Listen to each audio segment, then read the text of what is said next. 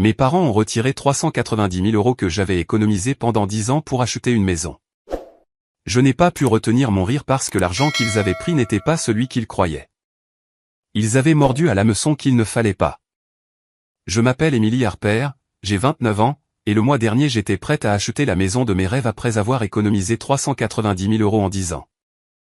J'ai cumulé plusieurs emplois, vécu dans un minuscule appartement et sacrifié absolument tout pour ce moment. Puis j'ai découvert que mes parents avaient vidé mon compte. Quand je les ai confrontés, mon père a souri froidement et a dit « Merci pour ta naïveté. Ton argent a maintenant sécurisé l'avenir brillant de ton frère. » Je n'ai pas pu retenir mon rire. Si vous vous demandez pourquoi, sachez que grandir à Boston avec Diane et Richard Harper n'a pas été facile. Dès mes premiers souvenirs, mes parents exerçaient un contrôle absolu sur chaque aspect de ma vie. Mes vêtements, mes amis, mes activités extrascolaires, même les livres que je lisais devaient recevoir leur approbation.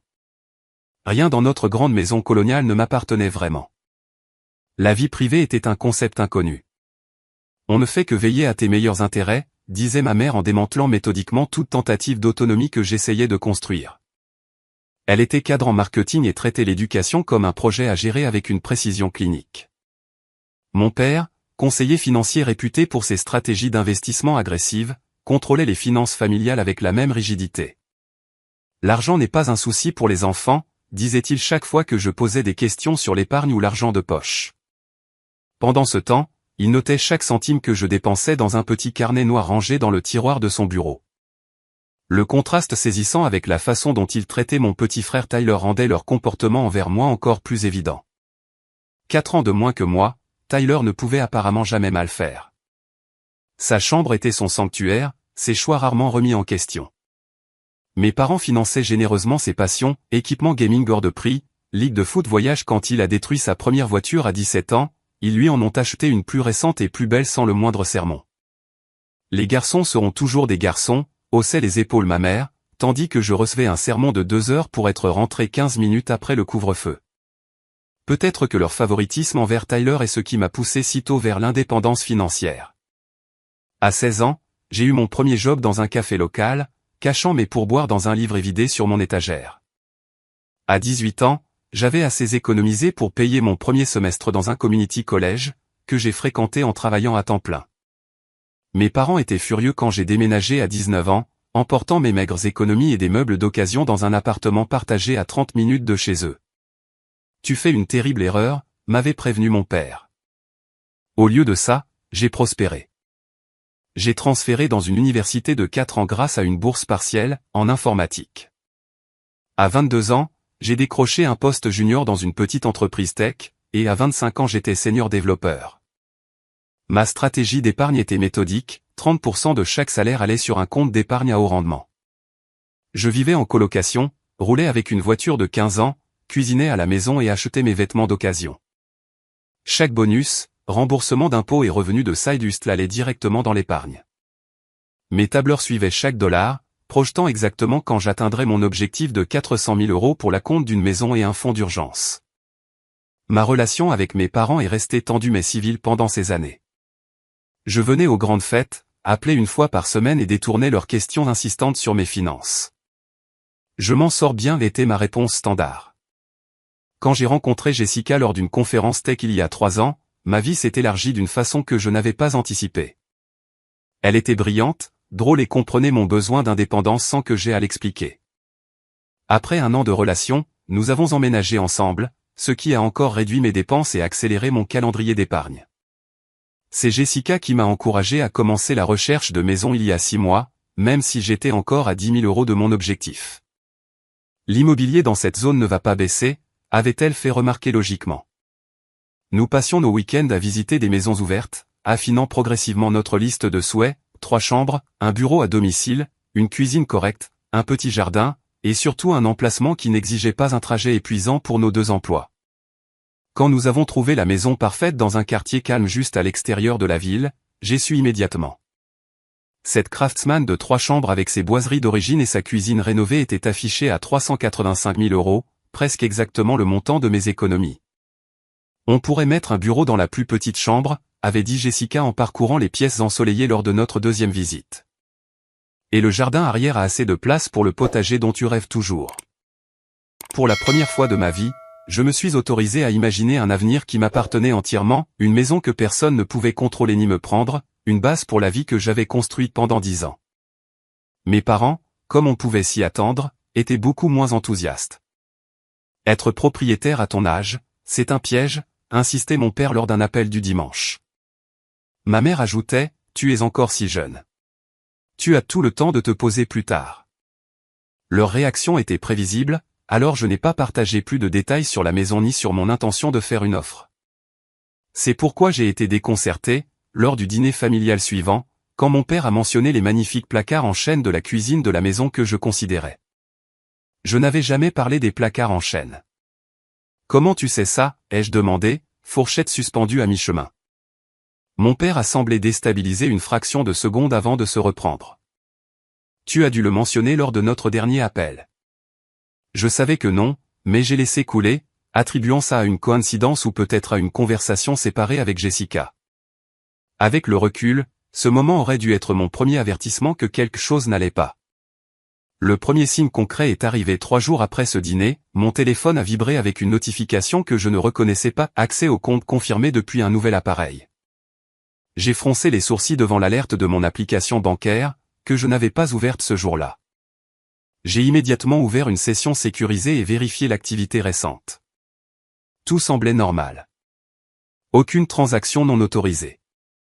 Pourtant, la notification m'a suffisamment perturbé pour que j'appelle le service client de la banque. Nous enregistrons une connexion depuis une nouvelle adresse IP à 14h15 aujourd'hui, a confirmé la représentante après vérification d'identité. Comme rien ne semblait anormal sur le solde ou l'historique, j'ai opté pour un simple changement de mot de passe, pensant que j'avais peut-être ouvert la session depuis le travail et oublié. Malgré tout, un malaise persistant restait.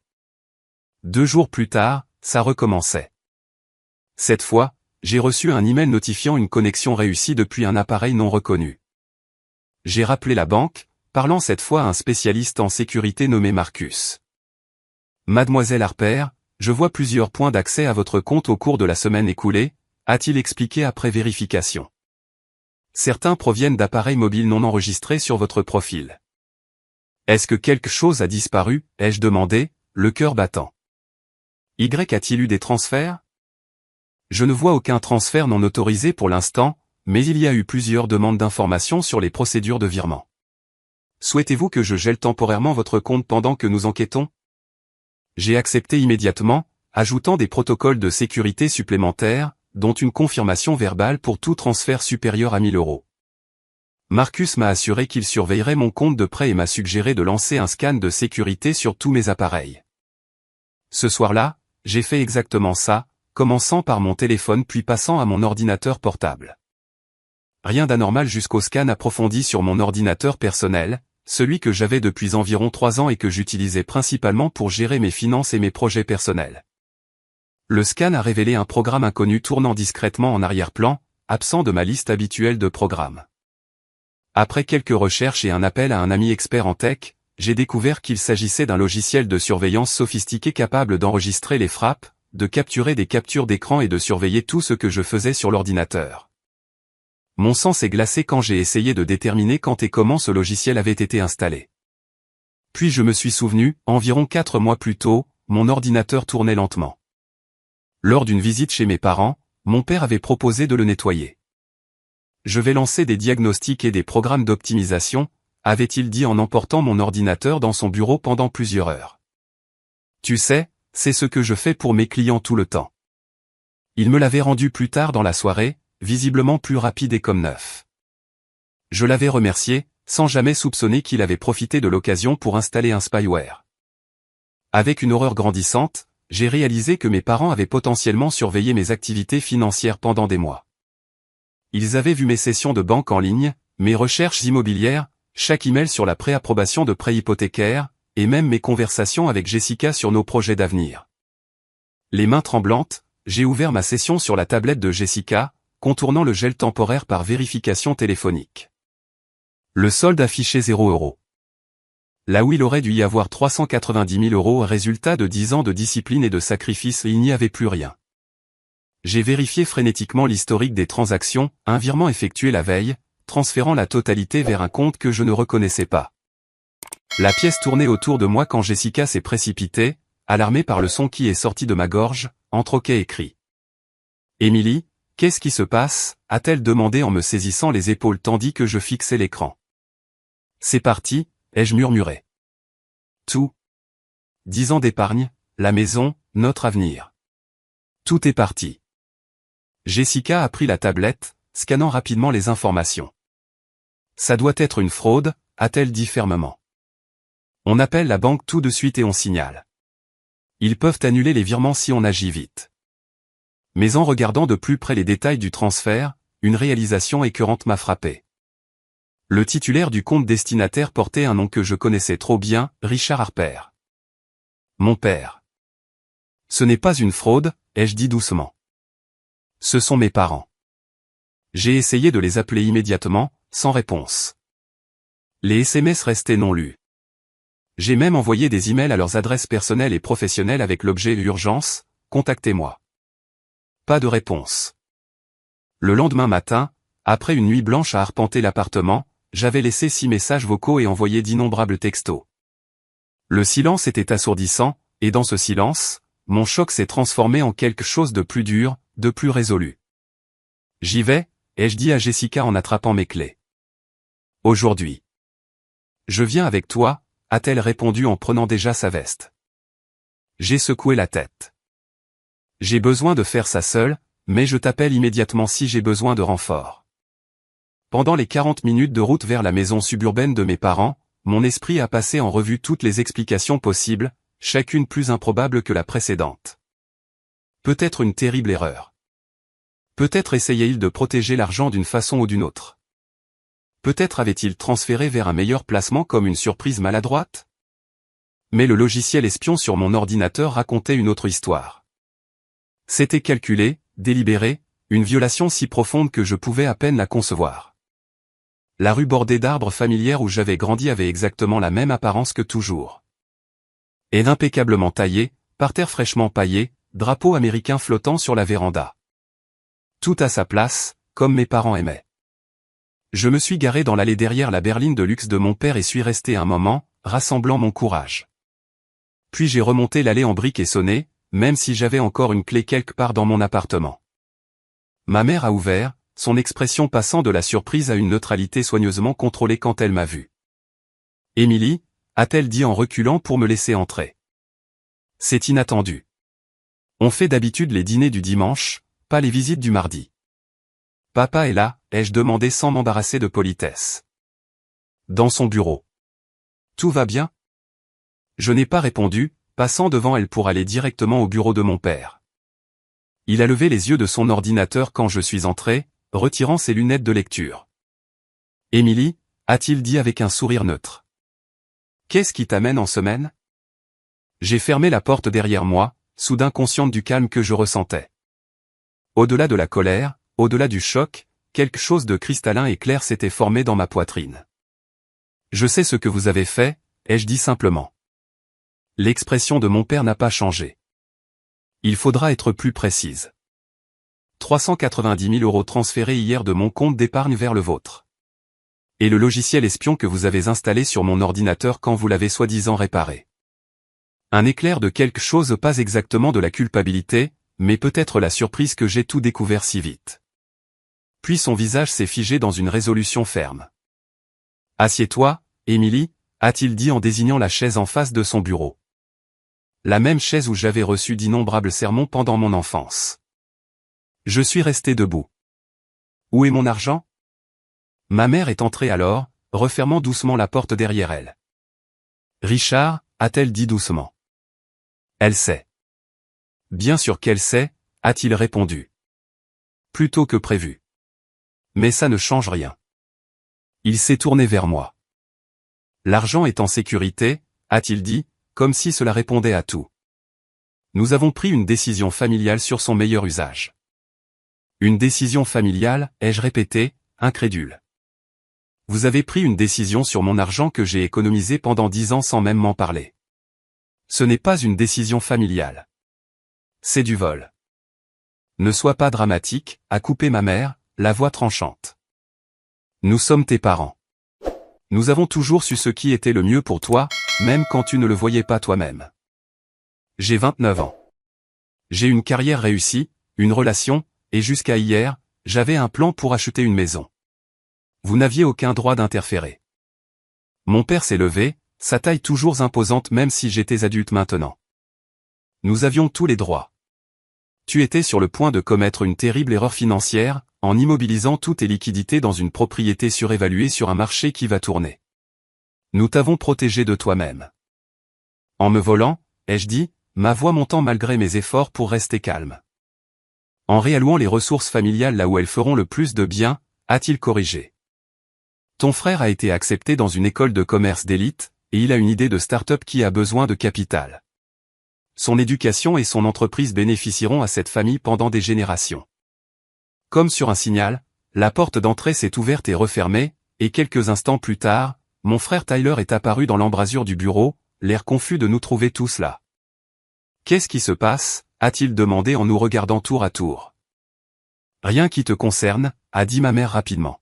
« En fait, ai-je dit en me tournant vers lui, ils viennent de voler tout mon compte d'épargne pour te le donner. 390 000 € que j'ai économisé pendant 10 ans pour acheter une maison.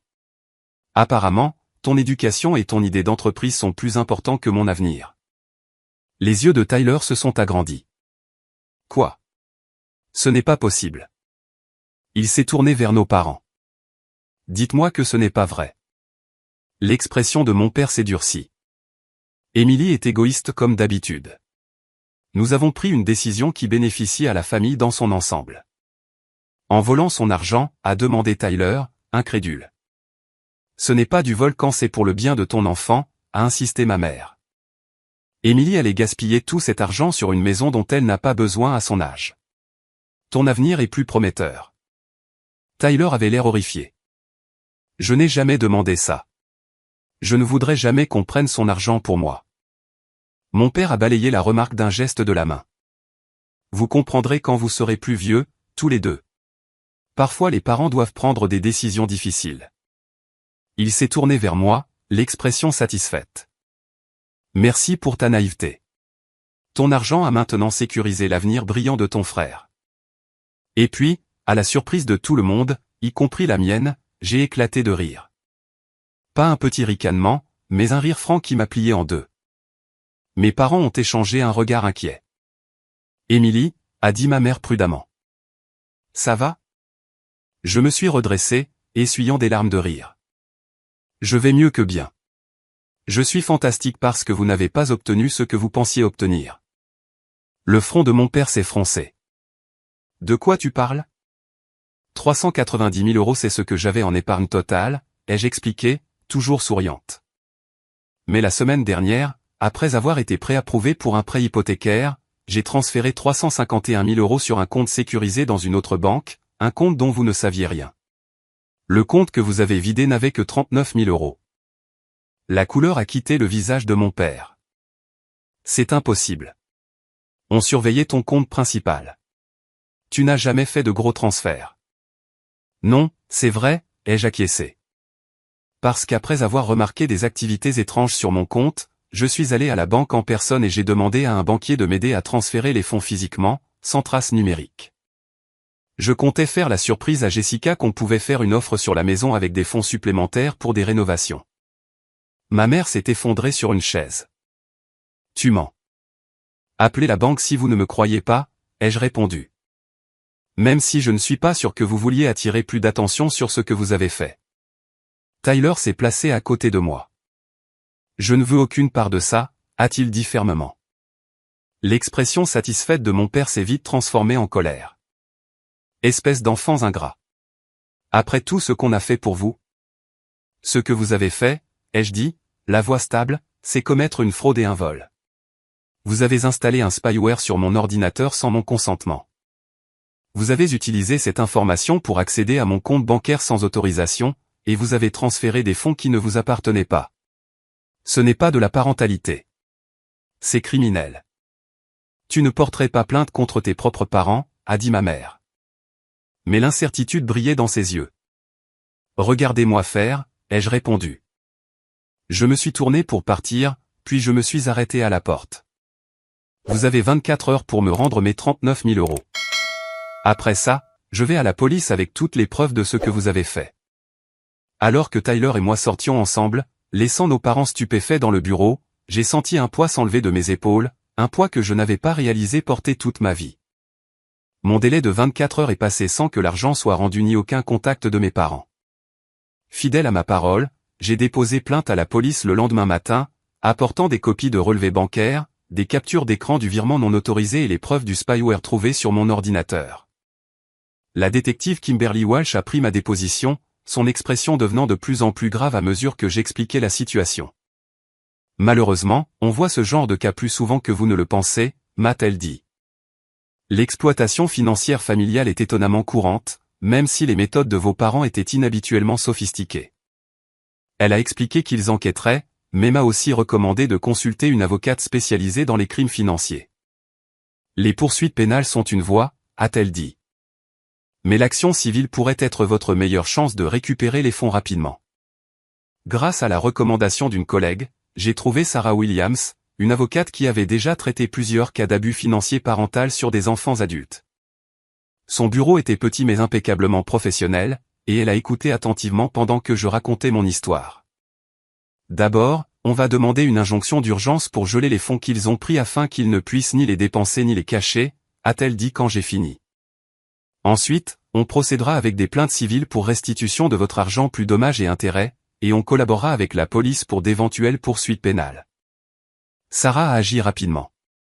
À la fin de la semaine, un juge avait accordé notre demande de gel des comptes où mon argent avait été déposé. La plainte formelle déposée contre eux incluait des accusations de vol, fraude, accès non autorisé à un ordinateur et atteinte à la vie privée. La réponse de mes parents a été rapide et prévisible. Ils ont engagé Bradford Montgomery, l'un des avocats les plus chers de la ville, connu pour défendre des clients fortunés dans des litiges financiers complexes. Leur réponse officielle à notre plainte était un mélange de déni et de justification, affirmant qu'ils avaient agi par souci parental et devoir fiduciaire. Plus choquant encore, leur contre-plainte, alléguant que j'avais emprunté de l'argent auprès d'eux tout au long de mon jeune âge adulte avec un accord verbal de remboursement, et que les 39 000 euros qu'ils avaient pris étaient simplement le recouvrement de cette dette familiale. C'est complètement inventé, ai-je dit à Sarah quand elle m'a montré leur dossier. Je n'ai jamais emprunté d'argent auprès d'eux une fois adulte. Au contraire, je suis financièrement indépendante depuis mes 19 ans. Je vous crois, m'a-t-elle assuré. Mais nous aurons besoin de preuves pour réfuter leurs allégations, relevés bancaires montrant vos revenus et dépenses sur les années, témoignages d'amis ou collègues attestant de votre indépendance financière, tout ce qui contredit leur récit. L'affaire a rapidement attiré l'attention au-delà de notre famille. La presse locale a publié un article sur les préoccupations modernes en matière de confidentialité numérique sans nous nommer directement, mais en faisant clairement référence à notre situation. Ma boîte mail s'est remplie de messages d'amis, collègues et même quelques parents éloignés, exprimant divers degrés de choc, de soutien ou, dans certains cas, de critiques pour avoir porté plainte contre mes propres parents. Les messages les plus douloureux venaient de la sœur de ma mère, ma tante Lorraine, qui avait toujours été gentille avec moi enfant. Les affaires de famille devraient rester dans la famille, écrivait-elle. Tes parents ont peut-être fait une erreur, mais les traîner devant les tribunaux ne fera que détruire toute chance de réconciliation. C'est vraiment ce que tu veux. Ce que je voulais, j'ai réalisé que ma tante ne pouvait pas le comprendre, la responsabilité. Pour une fois dans ma vie, je voulais que mes parents affrontent les conséquences de leur comportement contrôlant, plutôt que de pouvoir réécrire la réalité à leur guise. Jessica s'est révélée être mon soutien inébranlable tout au long de cette épreuve. Elle prenait des jours de congé pour m'accompagner au rendez-vous avec Sarah, organisait notre dossier de preuves grandissant et me tenait dans ses bras les nuits où le stress et la douleur finissaient par me rattraper. Tu fais ce qu'il faut, murmurait-elle tandis que je pleurais contre son épaule. Te défendre ne fait pas de toi une mauvaise fille. Ils ont brisé ta confiance de la façon la plus fondamentale qui soit. Tyler m'a également surprise par son soutien sans faille. Malgré la pression de nos parents et de la famille élargie, il a fourni une déclaration écrite confirmant qu'il n'avait jamais demandé ni voulu mon argent, et détaillant le schéma de favoritisme et de contrôle qu'il avait observé en grandissant. J'ai toujours ressenti de la culpabilité à cause de la différence de traitement, m'a-t-il avoué lors d'un déjeuner avec Sarah et moi. Mais je n'aurais jamais pensé qu'ils iraient aussi loin. Je suis désolé de ne pas t'avoir défendu plus tôt. La partie la plus difficile du processus judiciaire a été la déposition, où j'ai dû m'asseoir face à mes parents et leur avocat pendant des heures pour répondre aux questions. Ils paraissaient plus petits d'une certaine façon. L'apparence parfaite de ma mère montrait des fissures de stress. La posture confiante de mon père était diminuée. Bradford Montgomery, leur avocat, a tenté à plusieurs reprises de me peindre comme ingrate, irresponsable financièrement et vindicative. N'est-il pas vrai, a-t-il demandé en me regardant par-dessus ses lunettes, que vos parents vous ont répété leurs inquiétudes concernant l'achat d'une propriété à votre âge, montrant une sagesse financière que vous avez choisi d'ignorer? Ils ont exprimé leur opinion, ai-je répondu prudemment, comme Sarah m'avait coaché. Mais les opinions ne leur donnent pas le droit d'accéder à mon compte bancaire sans permission ni d'installer un spyware sur mon ordinateur. Et n'est-il pas vrai que l'éducation et les perspectives professionnelles de votre frère représentent un meilleur investissement à long terme pour les ressources familiales qu'une maison surévaluée sur un marché volatile? Sarah a objecté avant que je puisse répondre. Ressources familiales impliquent une propriété commune. Les fonds en question étaient la propriété exclusive de ma cliente, gagnée par son travail et économisée systématiquement pendant une décennie. Au fur et à mesure que la semaine s'étirait en mois, le coût émotionnel et financier de la bataille judiciaire augmentait. La maison que Jessica et moi avions adorée a été vendue à un autre acheteur. Mes parents ont lancé une campagne de murmures parmi les amis de la famille, suggérant que j'avais des problèmes de santé mentale qui m'avaient poussé à porter de fausses accusations contre eux. Merci pour ta naïveté. Ton argent a maintenant sécurisé l'avenir brillant de ton frère. Comme si 10 ans de travail acharné et de sacrifice ne signifiaient rien. Comme si j'existais seulement pour favoriser l'enfant préféré. Alors nous avons continué. Sarah a réuni des experts en forensique numérique qui ont témoigné sur la nature sophistiquée du spyware installé sur mon ordinateur et ont tracé son installation directement à la période où mon père avait eu possession de mon ordinateur portable. Les relevés bancaires montraient clairement mon schéma constant d'épargne sur 10 ans, contredisant les allégations de mes parents sur une dette à rembourser. L'affaire a été fixée au tribunal avec une audience prévue exactement 3 mois après ma découverte du vol. Malgré les tentatives de mes parents pour retarder, le juge a rejeté leur motion, citant la nature directe des preuves. Alors que nous nous préparions pour notre jour au tribunal, Sarah a reçu un appel inattendu. Bradford Montgomery voulait discuter des termes d'un règlement. Mes parents semblaient enfin réaliser qu'ils risquaient de perdre cette bataille. La salle d'audience était plus petite que je l'imaginais, avec des bancs en bois usés et un éclairage fluorescent trop dur pour le poids de ce qui allait se jouer. Je me suis assise à côté de Sarah à la table du plaignant, le dos droit malgré le nœud de tension entre mes omoplates. De l'autre côté de l'allée, mes parents étaient assis avec Bradford Montgomery, aucun des deux ne regardant dans ma direction. La juge Patricia Alvarez est entrée, et les débats ont commencé par les déclarations d'ouverture. Sarah a parlé en premier, la voix claire et assurée en exposant les faits sans embellissement émotionnel. Cette affaire porte fondamentalement sur des violations, a-t-elle conclu. Violation de la vie privée par un logiciel de surveillance non autorisé. Violation de l'autonomie financière par un accès non autorisé au compte. Et plus douloureusement, violation de la confiance sacrée entre parents et enfants.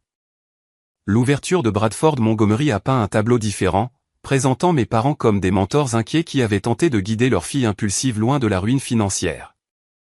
Les Harper ont des décennies d'expertise financière à eux deux, a-t-il argumenté avec aisance. Ils ont vu leur fille sur le point de immobiliser toutes ses économies dans une propriété surévaluée sur un marché précaire. Leurs actions, bien que peut-être excessives, étaient motivées par une protection parentale, pas par une intention criminelle.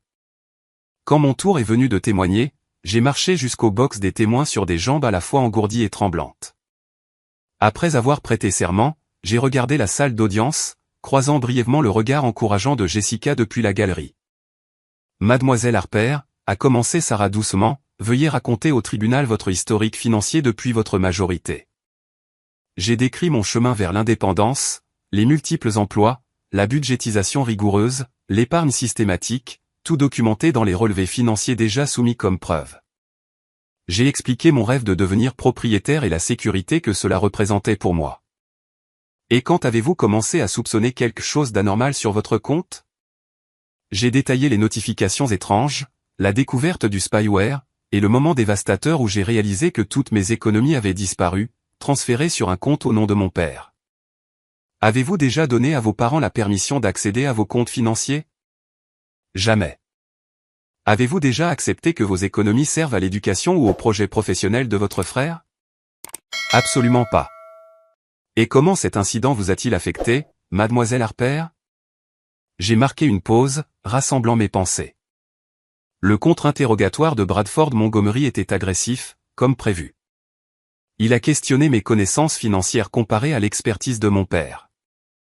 Il a sous-entendu que ma décision d'acheter une maison était émotionnelle plutôt que financièrement saine.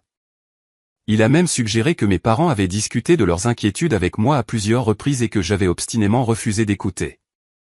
Non, ai-je corrigé fermement. Ils ont exprimé des opinions sur ma recherche de maison. Oui, mais à aucun moment ils n'ont dit « Nous envisageons de prendre votre argent pour votre frère à la place ». Ce n'est pas une conversation que nous avons jamais eue. L'expert en forensique numérique qui avait examiné mon ordinateur est passé ensuite, expliquant méthodiquement le fonctionnement du spyware, la date d'installation et l'étendue de la surveillance qu'il permettait. Ce logiciel capture les frappes, y compris les mots de passe, a-t-elle expliqué à la juge visiblement troublée. Il prend des captures d'écran périodiques à l'insu de l'utilisateur et les envoie sur un serveur distant. Il peut même activer la caméra et le micro de l'ordinateur à distance. Ce n'est pas un logiciel de contrôle parental grand public, mais une technologie de surveillance sophistiquée typiquement utilisée dans l'espionnage d'entreprises ou par des détectives privés. Mon père s'est agité inconfortablement sur son siège tandis qu'elle détaillait la date et l'heure exacte d'installation du logiciel, correspondant précisément au moment où il avait pris mon ordinateur pour le réparer. Peut-être que le témoignage le plus accablant est venu d'une source inattendue. Le directeur de la banque, qui m'avait aidé à transférer la majorité de mes économies vers un compte sécurisé, a témoigné, confirmant que j'étais venu en personne, exprimant des inquiétudes sur une activité inhabituelle sur mon compte, et demandant de l'aide pour protéger mes actifs. Mademoiselle Harper a spécifiquement mentionné qu'elle avait l'impression que quelqu'un surveillait son activité bancaire en ligne, s'est-il rappelé. Elle a demandé que nous gérions le transfert sans notification numérique ni trace électronique, ce qui est inhabituel, mais pas sans précédent quand les clients ont des préoccupations de sécurité. Ce témoignage contredisait directement l'affirmation de mes parents selon laquelle j'avais inventé l'histoire du transfert de la majeure partie de mon argent avant qu'ils accèdent à mon compte. La vraie surprise de la journée est arrivée pendant le témoignage de mon frère Tyler. Je m'attendais à ce qu'il confirme sa déclaration écrite sur le fait qu'il n'avait jamais demandé ni voulu mon argent, mais il est allé beaucoup plus loin. Mes parents m'ont toujours traité différemment d'Emily, a-t-il déclaré clairement. En grandissant, j'ai reçu des opportunités, de la confiance et des ressources qu'elle n'a pas eues, pour la seule raison que j'étais leur fils et elle leur fille. Un murmure a parcouru la salle tandis qu'il continuait. Quand j'ai appris ce qu'ils avaient fait avec l'argent d'Emily, soi-disant pour mon bénéfice, j'ai été horrifié, mais pas entièrement surpris. Cela correspond à un schéma de contrôle qu'ils ont maintenu sur elle aussi longtemps que je me souvienne. Puis, la voix stable, il a révélé quelque chose que j'ignorais. Après qu'Emily a découvert ce qui s'était passé, mes parents m'ont approché avec 50 000 € pour démarrer mon entreprise immédiatement, en disant que c'était ma part d'un investissement familial. Quand j'ai refusé et dit que je soutiendrais Emily au tribunal si nécessaire, ils ont menacé de retirer entièrement le financement de mes études. Ma mère a émis un petit son depuis son siège et le visage de mon père est devenu rouge sombre. Tyler, ça suffit, a-t-il dit sèchement, recevant immédiatement une réprimande de la juge pour avoir parlé hors de son tour. À la fin de la première journée d'audience, Sarah semblait prudemment optimiste. La juge semble troublée par les preuves, m'a-t-elle murmuré en rassemblant nos affaires, particulièrement par la nature sophistiquée du spyware et le témoignage de ton frère. Le deuxième jour a apporté un développement inattendu. Avant le début des débats, Bradford Montgomery a demandé une courte suspension pour parler à ses clients. Quand l'audience a repris 30 minutes plus tard, il s'est approché du banc. Votre honneur, mes clients souhaitent proposer un règlement. Les termes étaient simples, restitution intégrale des 39 000 € plus 20 000 € de dommages pour couvrir mes frais juridiques et ma détresse émotionnelle. En échange, je retirerai toutes les plaintes et m'engagerai à ne pas poursuivre de poursuites pénales. La juge Alvarez s'est tournée vers moi. Mademoiselle Harper, ces termes vous conviennent-ils? J'ai regardé mes parents, vraiment regardé, peut-être pour la première fois de ma vie adulte. La posture parfaite de ma mère montrait des fissures de stress. La façade confiante de mon père était diminuée. Ils avaient surveillé mes communications les plus privées, violé ma confiance, pris ce qui ne leur appartenait pas, tout en croyant qu'ils avaient le droit de contrôler ma vie même à l'âge adulte. Non, votre honneur, ai-je dit clairement. Ces termes ne sont pas acceptables. Bradford Montgomery apparut stupéfait. Sarah s'est penchée vers moi, murmurant avec urgence. Emily, c'est une offre raisonnable. On devrait y réfléchir. J'ai passé toute ma vie à être raisonnable pendant qu'il contrôlait, ai-je répondu doucement. Je veux que le tribunal décide. Et les débats ont continué. Les relevés financiers des comptes de mes parents ont révélé quelque chose que j'ignorais, ils subissaient eux-mêmes une pression financière importante. L'entreprise d'investissement de mon père avait perdu plusieurs gros clients l'année passée. Leur hypothèque était sous l'eau après un refinancement mal timé. Les frais de scolarité de l'école de commerce d'élite de Tyler dépassaient ce qu'ils pouvaient se permettre confortablement. Ils avaient pris mon argent non seulement par désir de contrôle ou de favoritisme envers mon frère, mais par désespoir pour maintenir les apparences et les attentes qu'ils ne pouvaient plus financer. Cette révélation n'excusait pas leurs actes, mais elle offrait un contexte qui m'a aidé à comprendre la violation frénétique des limites. Ils se noyaient et voyaient mes économies comme une bouée de sauvetage, justifiant le vol par une vie entière de contrôle paternaliste. Dans son plaidoyer final, Sarah a insisté sur le caractère délibéré des actes de mes parents. Ce n'était pas un moment d'égarement, a-t-elle déclaré fermement. C'était une série calculée d'invasions exécutées sur des mois, aboutissant au vol des économies de toute une vie de ma cliente. Le tribunal doit envoyer un message clair, les liens familiaux n'exemptent personne des limites légales et éthiques de base. Le plaidoyer final de Bradford Montgomery était plus mesuré que son ouverture, se concentrant principalement sur la réputation jusque-là sans tache de mes parents dans la communauté et leur croyance sincère qu'ils agissaient dans l'intérêt de la famille. La juge Alvarez a pris une journée pour délibérer. Quand nous sommes revenus au tribunal, la tension était palpable. Dans l'affaire Harper contre Harper, a-t-elle commencé d'une voix ferme, ce tribunal statue en faveur de la plaignante.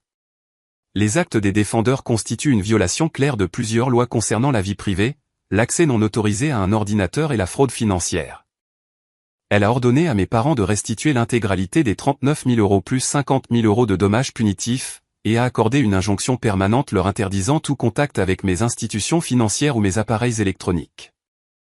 Bien que le tribunal reconnaisse la relation particulière entre parents et enfants, a-t-elle ajouté en regardant directement mes parents, cette relation ne confère ni propriété ni contrôle sur les actifs d'un enfant adulte.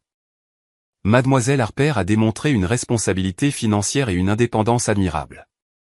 L'empiètement paternaliste démontré par les défendeurs est particulièrement troublant compte tenu des méthodes sophistiquées employées.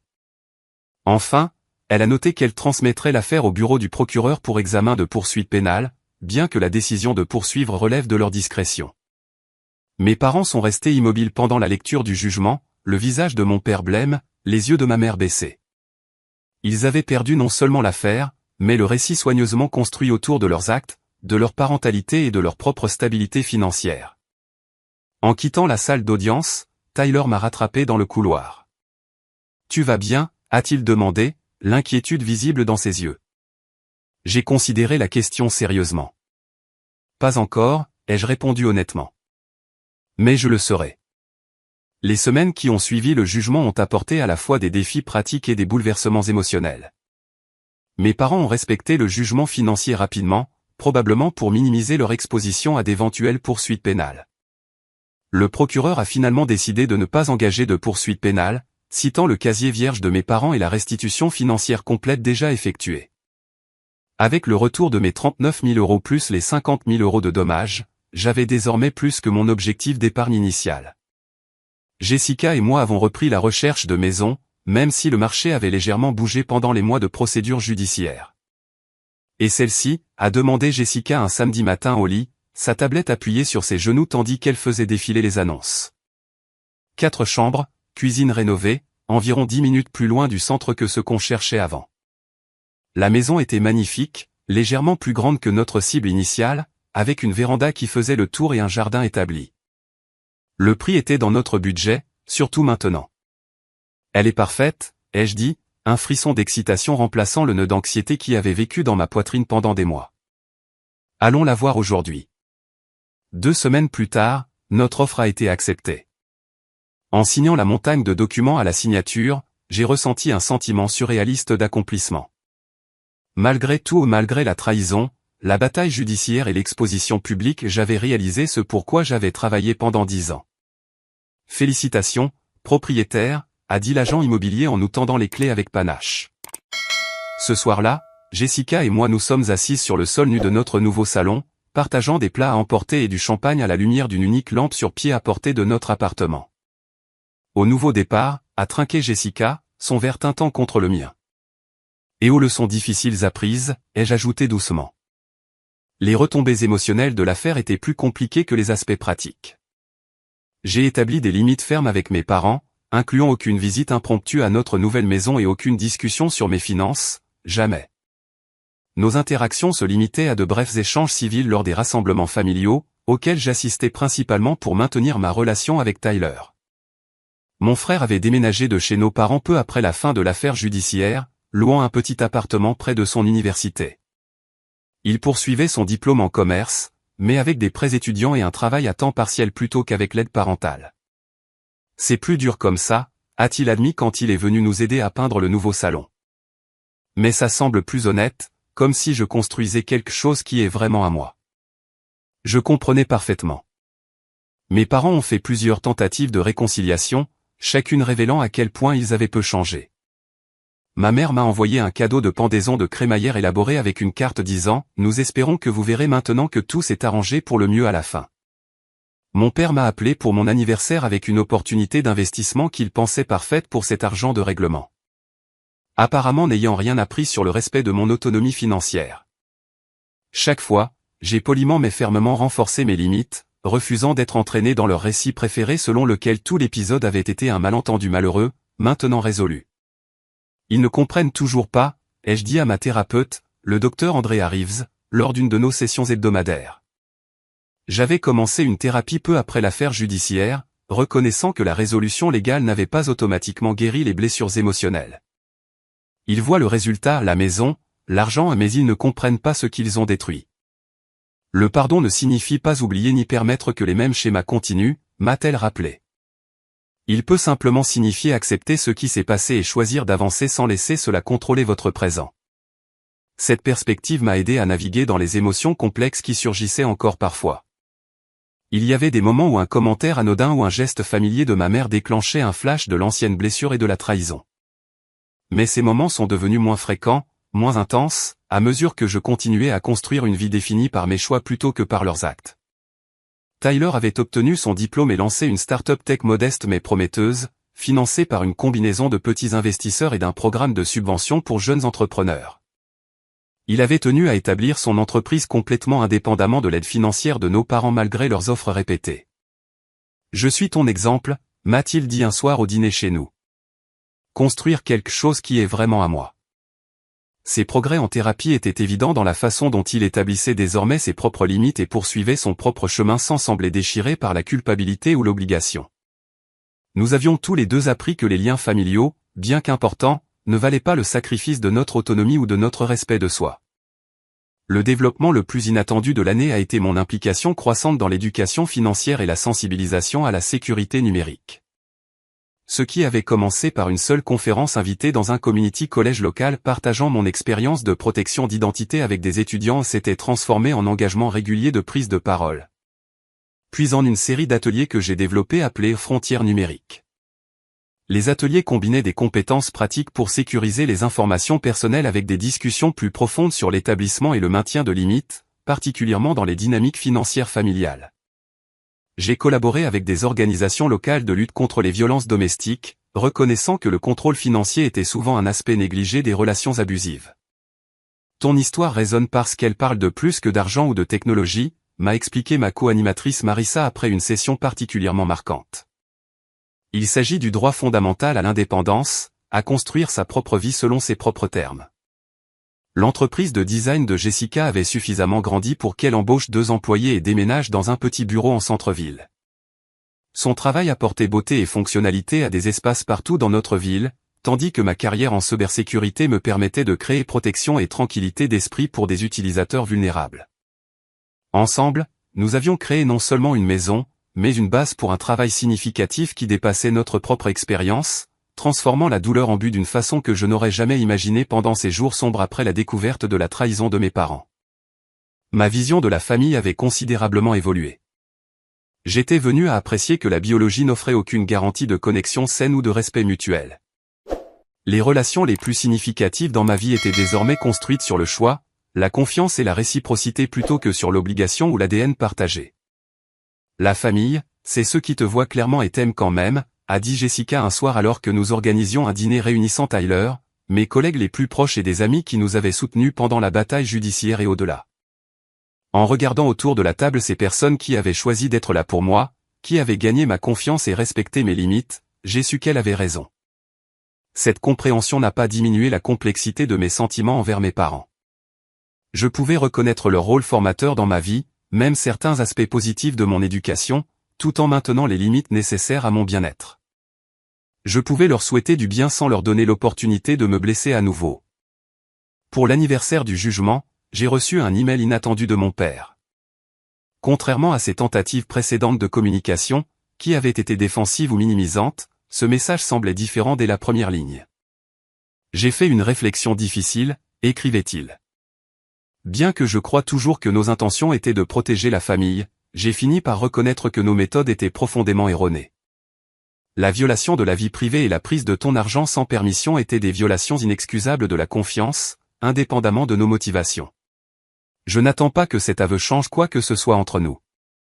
Mais après un an de thérapie personnelle, j'ai senti qu'il était important de prendre la responsabilité de mes actes sans qualification. J'ai lu le message plusieurs fois, le partageant avec Jessica et en discutant lors de ma session suivante avec ma thérapeute. Ce n'était pas une résolution magique, pas un moment hollywoodien de réconciliation larmoyante, mais c'était peut-être la première véritable responsabilité que mon père m'ait offerte de toute ma vie. J'ai répondu brièvement, le remerciant pour l'aveu sans promettre de changement dans notre arrangement actuel. Une véritable réparation, si elle était un jour possible, exigerait un changement soutenu dans le temps, pas un seul moment de lucidité. En réfléchissant au parcours depuis cette découverte dévastatrice jusqu'à ma vie d'aujourd'hui, je suis frappé par la façon dont une violation destinée à me contrôler et à me diminuer a au contraire catalysé une croissance et une indépendance au-delà de ce que j'avais imaginé possible. Les qualités mêmes que mes parents avaient essayé de réprimer, ma détermination et mon autonomie m'ont finalement protégé du pire de leurs actes. La leçon la plus précieuse que j'ai apprise est que la vraie sécurité ne vient pas du contrôle des autres ni d'être contrôlé, mais de construire une vie alignée sur ses propres valeurs, entourée de relations basées sur le respect mutuel et le soin authentique. La liberté n'est pas seulement financière, même si c'est certainement une partie. C'est la capacité de définir son propre chemin et d'établir ses propres limites, même surtout quand ceux qui sont les plus proches résistent. Si mon histoire résonne avec vous de quelque façon que ce soit, j'espère qu'elle offre un peu de validation ou de courage pour votre propre parcours. Le chemin vers l'établissement de limites saines n'est pas toujours droit ni facile, particulièrement avec la famille, mais il vaut chaque pas difficile. Avez-vous déjà dû poser des limites difficiles avec des proches? Merci d'avoir regardé. Prenez soin de vous. Bonne chance. Après avoir écouté l'histoire d'aujourd'hui, peut-être qu'elle a soulevé de nouvelles questions dans votre esprit ou ravivé de vieux souvenirs. Chaque jour sur Reddit, de nouvelles expériences et moments créent de nouvelles histoires qui nous relient tous. Chacun a son propre parcours unique dans la vie et nous essayons tous de comprendre le monde à notre façon. Ces moments nous rappellent que nous sommes tous humains, parfois heureux, parfois tristes, et toujours en train d'apprendre quelque chose de nouveau. Si vous avez aimé cette histoire, n'hésitez pas à la partager avec vos amis. Vos réflexions et vos retours sont toujours précieux pour nous, ils nous motivent à créer du contenu encore meilleur. Chaque histoire a son angle unique, et notre objectif est de comprendre le point de vue de chacun et de rendre notre contenu diversifié et relatable. Des histoires comme celle-ci nous aident à réaliser que le voyage de la vie est différent pour tout le monde. Et en écoutant les histoires des autres, on apprend toujours quelque chose de nouveau. Vous pouvez aussi partager vos propres histoires avec nous. Vos expériences sont précieuses pour nous également. Et si vous avez aimé cette vidéo, laissez votre avis. Nous visons à créer du contenu qui illumine votre esprit et vous donne de nouvelles idées à chaque fois. Même si vous avez déjà vu cette vidéo auparavant, votre retour reste important. Avec chaque commentaire, nous pouvons améliorer notre contenu et apporter une nouvelle perspective à nos spectateurs. Aujourd'hui, ce que nous avons vu n'était qu'une petite partie des nombreuses histoires partagées sur Reddit et dans le monde entier. C'est un rappel de la façon dont nous essayons tous de comprendre la vie en partageant nos expériences les uns avec les autres. Cette vidéo n'était qu'un exemple de comment nous essayons de nous connecter aux autres à travers le storytelling, en découvrant les différentes facettes de la vie. Nous espérons continuer à partager des histoires qui nous aident tous à apprendre et à grandir ensemble. Merci pour votre temps et n'oubliez pas de rester à l'affût des prochaines histoires à venir. Si ce n'est pas déjà fait, likez et abonnez-vous pour plus de contenu incroyable. Votre soutien nous permet de continuer et nous nous efforcerons de vous apporter encore plus d'histoires stimulantes et touchantes. À la prochaine, prenez soin de vous et restez curieux.